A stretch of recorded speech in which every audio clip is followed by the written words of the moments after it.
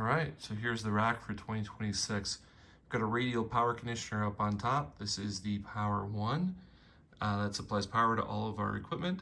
The middle here is our X32 rack. That's the front of house board as well as our in-ear mixer.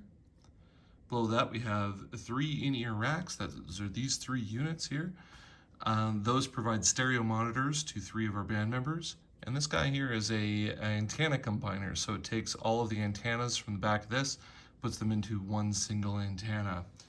Here we've got a rack drawer. This will be where we keep all of our packs. I don't have the foam in there yet, but this will have carved out foam in all of these places. And then down here is kind of all of our inputs and outputs. So these are all of our outputs. Because Aaron and Bobby both have stereo outputs that go to standalone in-ear racks. We don't have them in here. The other 3 band members are already pre-wired up here. These are our input row, and then this is a split out to front of house. So if we need to, we can take a split for a house, or they can give us a split and we can use that too. Either way, it works for us, but this allows us to go to literally any venue, even if they have a house PA, and we can give them a clean split.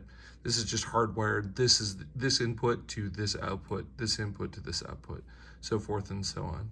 So that takes care of all of our ins and outs. On the back of the rack, we have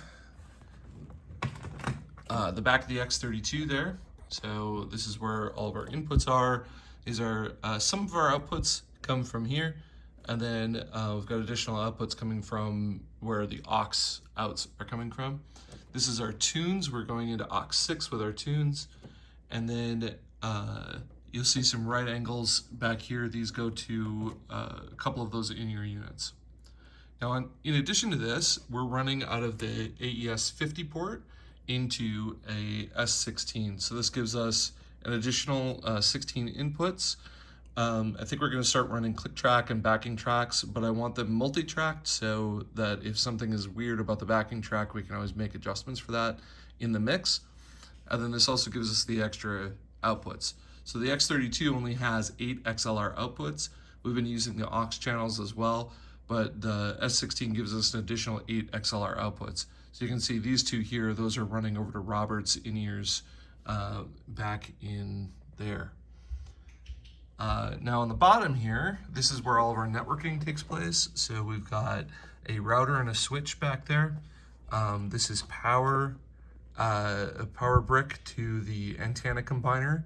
The antenna combiner also provides power to all of the in-ear systems hooked up to it. So off of this coax cable back here, it supplies power to those 3 in-ears, and it will supply power. We've got an output here for Bobby's in-ears as well.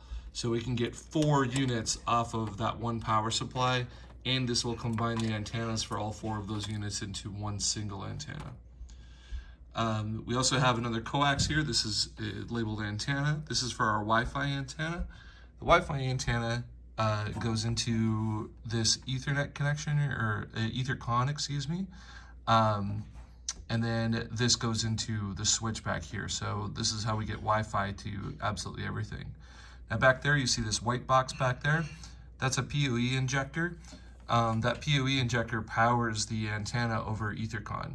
So we don't have a separate power supply or anything for it. We can just plug directly into this, and we've got a Wi-Fi 6 antenna that's standalone. This is a DMX King DMX1 Pro. And what this does is allows us to run our lights off of over ArtNet, which is our Ethernet or our Wi-Fi. So we can control not only the board, we can control everybody's ears, we can control our entire rig, including our lights, directly off of an iPad.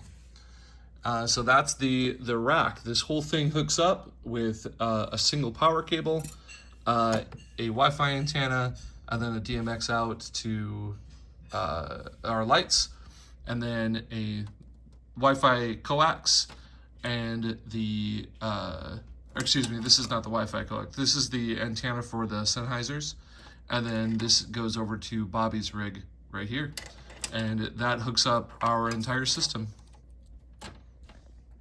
It's pretty awesome, pretty bulletproof, and I'm looking forward to using it.